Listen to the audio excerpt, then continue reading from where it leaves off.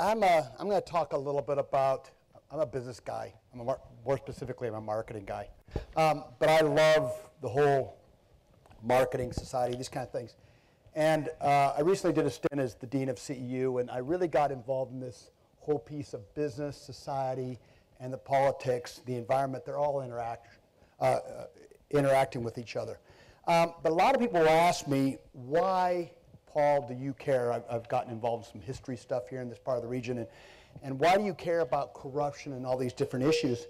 And, well, maybe if I psychoanalyze myself to be honorable or make a difference or lay tracks in the sand. But to me, why does somebody from Colorado coming to Budapest with, I actually wore my cowboy hat until somebody called me Crocodile Dundee.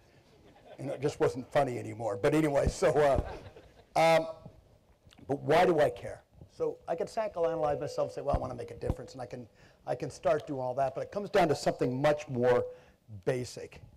And that's the future. The future to me is my boys. In fact, they're right over there. One of them's asleep and the other one's trying to pay attention. But my boys, coincidentally, they're half Hungarian. So I can say, well, I care about Hungary because they're Hungarian. And, you know, do I care more about where my kids, the future of my kids, or do I care about more where my father, my grandfather came from? But more than that, they're my sons. And even more than that, they're young. God willing, they'll live into the next century. But what's the next century going to be like? What's the rest of this century going to be like? And one of the things that really, really wears me down is you remember the chain bridge? Guys going to decorate the chain bridge? That was me. I also did the Coca-Cola Beach House. You might not know this. The chain bridge came down to a politician wanting a $50,000 bribe. The issue was created because he wanted to create an issue to get a bribe. I deal with it all the time. You deal with it all the time. Corruption is everywhere. It's everywhere we go. In fact, Transparency International says 95% of business-to-government transactions are corrupt. No surprise. And it's getting worse. Now, if you ask, but be fair, you know, because I'm a business guy, so it's those damn politicians. But to be fair, the politicians will tell you, they start out, a lot of really good politicians start out trying to do good, and then here comes the business guy with all the money. He starts financing the opposition, and they start rationalizing. Well, I got to take the money for my reelection, because if I don't, I won't get elected, and therefore I can't do good, so I'm only a little bit taking it. The business guy, of course, his argument, it's all the politician's fault. He says, well, you know, I'm just trying to get this store built. I'm just trying to acquire this land. I'm just trying to hire employees. I'm just trying to compete, but my competitor's not paying his taxes, so I'm not going to pay taxes, and so forth. They're all rationalizing, right? But actually, the number that scares me more than the 95% of business-to-government transactions are corrupt is that 60% of business-to-business transactions are corrupt. That means if you're a marketing director like I was at Coke, I certainly hope this isn't true about Coke, but be realistic. That means realistically maybe half your brand managers, half of your people working in communications are taking kickbacks from their advertising agencies. Why not? There's a lot of money in it.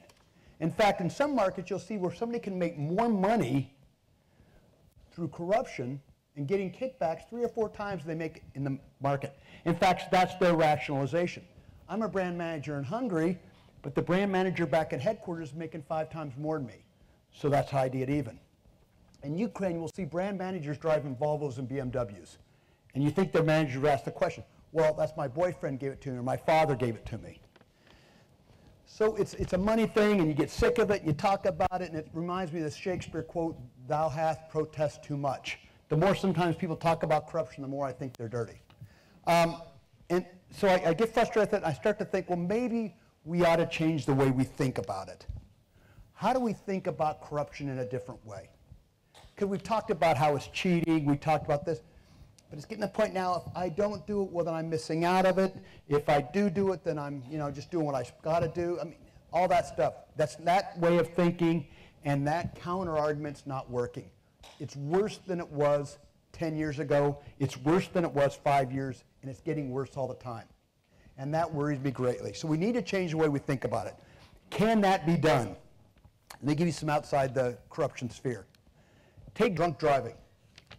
In my lifetime, when I was a kid, drunk driving, being drunk was funny. Sounds shocking, but a lot of you remember that. You'd say the joke, my car knows the way home, don't worry. And everybody'd laugh, right? Because it was funny. And you had guys drinking and driving, and it was all about drinking and driving was an issue about whether you're going to wreck your car, get yourself hurt, or get a ticket. Maybe lose your driver's license. And that's how we dealt with drunk driving. But then we changed the way we thought about drunk driving. It was led by a group of people called Mothers Against Drunk Driving. And they changed the perspective from self to society. And if you see a guy walking out of a bar and he's got his ticket, his keys, and he's drunk driving, you think, you son of a bitch. You're going to go out and risk my friends' lives because they're out there someplace. My family's out there someplace. And how dare you drive out there? You will get involved. The bartender will get involved. You'll hate that guy driving on the streets drunk. You get angry about somebody drinking and driving. That's how society has changed in 20 years. And it wasn't legislation, it wasn't politics, it was society changed the way we thought about it. Let me give you another one, racism. Growing up, I grew up in Colorado. There wasn't as much racism in Colorado. I don't know why it was. But I went to Mobile, Alabama. In fact, I got to Mobile, Alabama. When I went to work for Coke down there, my first position with Coke, there had been a lynching the night before. A black man had asked a girl to dance at the Marriott, and they'd lynched him. They cut off his genitals, and they stuffed him in his mouth, and he was hanging out there not 2 blocks from the day where I started my work that day. And I dealt with racism, and I got, my God, this is, in the 80s, and we're dealing with racism like this. And you all remember, everybody talks about America's this, America that, but you've seen pictures of the fire hoses and the dogs going after. And we dealt, in the 60s and the 70s, we dealt with racism as a civil rights issue. That blacks have equal rights and other ethnic minorities have equal rights. And that didn't fix it. And I'm not sure it's fixed yet, but racism in America is rapidly on the decline. Not just because we have a first black president. I think Obama's a lot more than just being a black president, I hope. But I think America's moving beyond that. And one of the reasons is this TV show that you probably don't know about called All in the Family. Anybody ever heard of All in the Family? It was the most popular television show in the late 70s. And it treated racism as it really is. It's ignorant. I get shocked in this part of the world when somebody uses words about anti-Semitism, gypsies, all this stuff. They're educated. If you hear somebody use the word nigger or any of these other words that are despicable, you can tell right away, you're ignorant. Because only ignorant people talk like that. And society changed the way it looked at racism from being an issue about civil liberties and civil rights and black versus white and all these other integration, all these other issues. It became what it really is ignorant. Racism is ignorant. And nobody wants to be ignorant. So there's some pretty ignorant people out there that might have the feeling about blacks and whites and everything else, but they shut up. They don't use those words because the rest of us don't condone it. We don't like to be around ignorant people. Now, I want to change the way we think about corruption. For me, corruption kills. Think in that terms. I know I'm dealing with the negative and the fear side, but think in terms of corruption kills. Let me give you an example to change your perspective on it. There's the M2 motorway. Now, we all know motorways are the most corrupt. I'm just going to use the M2. The M2 was built, this is a picture of the M2 just taken last week, and you can see the bridge, you got 4 lanes, and this is actually a European corridor, right? Goes from Poland down through Slovakia, it comes in, so you got a lot of EU funding, it's a big deal. But the M2 was built this way, but because there was so much corruption, anywhere from 35 to 40% of roadway construction goes into corruption in Hungary. I hear that the Margaret Bridge is costing, what, 5 times more than the average cost of a bridge in Europe? So there's a lot of corruption. And I'm not telling you anything you don't already know. But here's the kind of goofy thing. So look at this. You're going to think I'm looking at the same bridge. Look at this. That's just 2 kilometers up the road. See, they built the bridge. It's supposed to be 4 lanes. It was budgeted for 4 lanes. But because the corruption took up all the money, they only built it in 2 lanes. And because so many people are getting killed on the road, they put this big red marker in it for you to understand it's now 2 lanes. I'd have rather they kept the whole damn thing 2 lanes all the way to Slovakia than going 4-2, 4-2, 4-2. You've driven on these. You get all excited passing, and then you got to go back this way. Then you get all excited passing. It's incredibly dangerous. Now, we look at the people that did this, and there's a lot of people who made money from this. There's a lot of people who made money on the M6, on the M3, on the bridge, on all this stuff. There's a lot of people making money, and you're around them all day long. You're eating with them at the restaurant. You're watching them water their yard in their beautiful house. And we look at them and we think, they're successful. They got a beautiful house. Yeah, they did this, they did that, but who doesn't? But we got to change the way we look at it. What's the cost of their success? And it's in lives. You'll see these all the way down the road. All the way down your road, you'll see them. And there's this one particular one I'd go by every day when I go home, and I see it. It's on the M2. And I saw this, and what shocked me one night, it was on actually sometime over Christmas, and it was a blizzard. It was hardest down the road. And I looked over at this, and I saw the candles were on at 2 o'clock in the morning.